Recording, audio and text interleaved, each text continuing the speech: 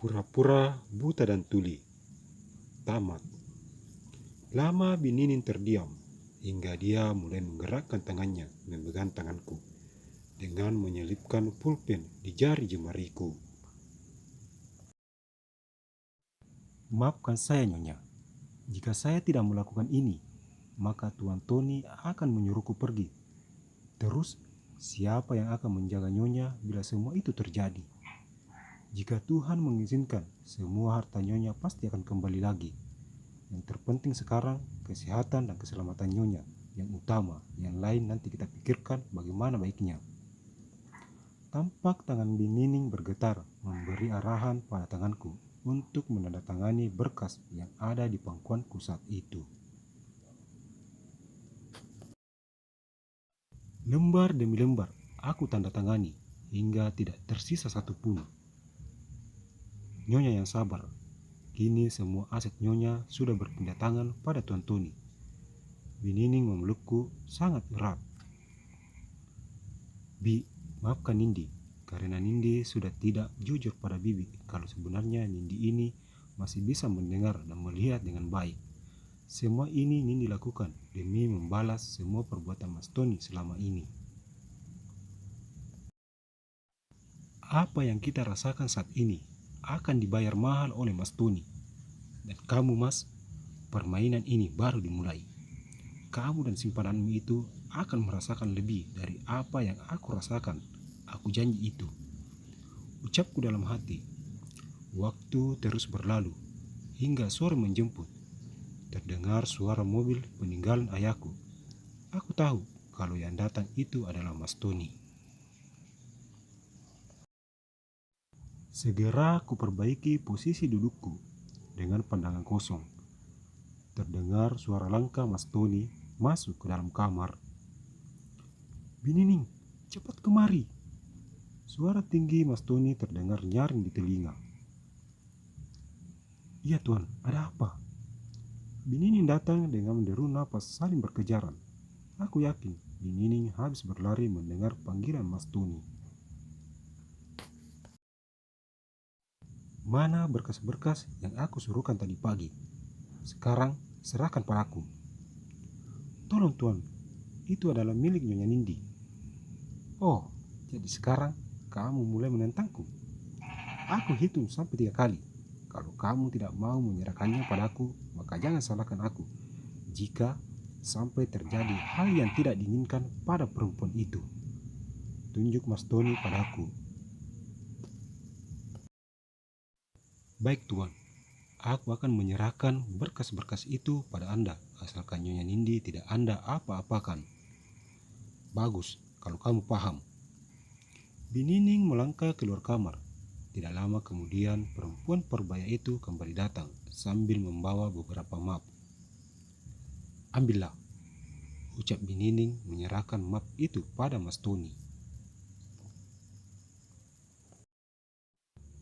Dengan cepat, Mas Tony mengambil map itu dari tangan Binining, lalu membukanya lembar demi lembar.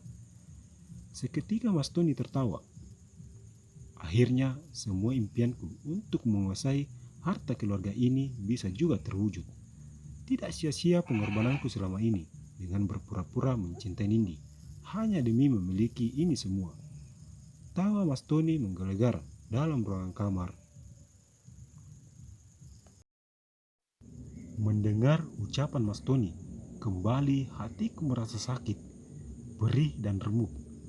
Ternyata selama ini, Mas Tony hanya pura-pura mencintaiku demi menguasai harta keluarga kami. Ku coba untuk tegar dengan kedua tangan terkepal. Aku harus kuat. Aku harus tabah menghadapi ini semua. Besok pagi, pindahkan Nindi dari kamar ini, karena besok Nita calon istriku akan kemari dan tinggal di kamar ini.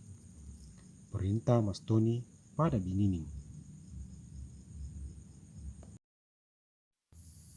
Ingin rasanya aku mengakhiri kepura-puraan ini dan memberi pelajaran berharga pada pria itu. Tetapi sedapat mungkin aku tahan. Semua akan indah pada waktunya. Astaga Tuhan, tolong jangan lakukan hal ini pada Nyonya. Kalau Tuhan menginginkan harta beliau, bibi masih bisa terima, tetapi jangan memperlakukan nyonya seperti ini. Sekarang yang jadi majikan di sini siapa? Dia atau aku? Kembali Mas Tony menunjukku. Binining segera terdiam karena dia tidak mempunyai daya untuk menolak perkataan Mas Tony. Tidak lama kemudian, Mas Tony keluar dari dalam kamar. Terdengar suara mobil milik almarhum ayahku meninggalkan rumah. Nyonya yang sabar, apapun yang terjadi, bibi akan selalu menemani nyonya. Usap Binining pada pucuk kepalaku.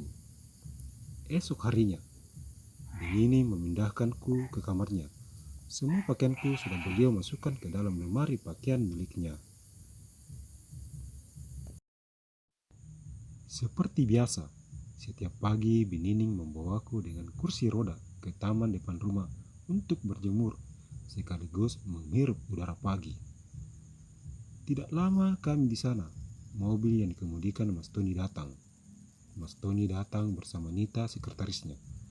Melihat hal itu, perasaan hatiku sudah tidak seperti saat aku pertama kali melihat kemesraan mereka.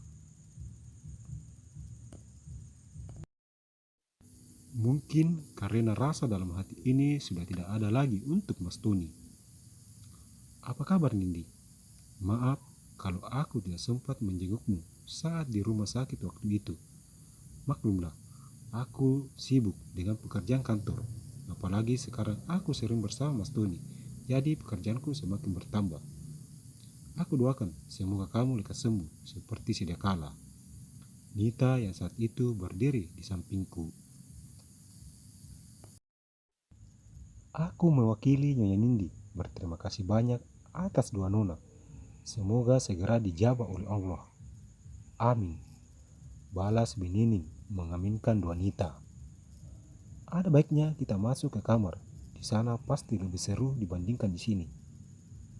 Binining, besok adalah hari penyerahan perusahaan Nindi padaku. Jadi kalau bibi mau datang melihat hari bersejarah itu, bibi jangan lupa membawa Nindi ikut serta di aula hotel Permata Nindi. Ayo sayang, kita masuk. Ajak Mas Tony pada Nita.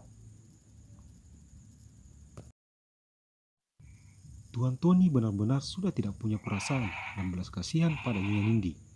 Semoga saja Allah memperlihatkan mujizatnya esok hari di sana. Ayo Nyonya, kita masuk. Matahari sudah mulai meninggi. Malam itu, aku tidak bisa tidur memikirkan rencana untuk datang ke hotel milik keluarga kami. Kuperhatikan sejenak Binining yang tidur di sampingku. Setelah merasa aman, dengan pelan-pelan sekali, aku turun dari atas pembaringan, lalu mengambil handphoneku dalam tas. Secepat mungkin kukirim pesan singkat pada Pak Hendra, agar besok pagi dia datang ke Hotel Permata Nindi, dengan membawa semua berkas-berkas yang aku butuhkan. Setelah semuanya kurasa cukup, aku kembali ke tempat tidur dan berbaring pada posisiku semula.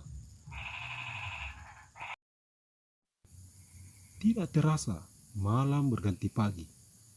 Kami yang saat itu sudah bersiap-siap berangkat ke hotel, segera keluar rumah. Pak Joko membantuku masuk ke dalam mobil, lalu melipat kursi rodaku dan memasukkannya ke dalam bagasi mobil. Setelah semua dirasa beres, Pak Joko segera mengemudikan kendaraannya menuju ke arah hotel keluargaku, Hotel Permata Nindi, hotel yang sengaja dibangun ayah dengan menyematkan namaku di sana. Setibanya di hotel, kembali Pak Joko membantuku duduk di kursi roda dan bersama-sama kami masuk ke dalam. Suasana hotel terlihat sangat ramai. Mas Tony sengaja mengundang para pengusaha dan juga wartawan untuk meliput acara itu. Melihat kedatangan kami, Pak Hendra segera menghampiri. Mari Bi, biar saya bantu. Ucap pengacara muda itu mengambil alih kursi roda dari tangan Binining.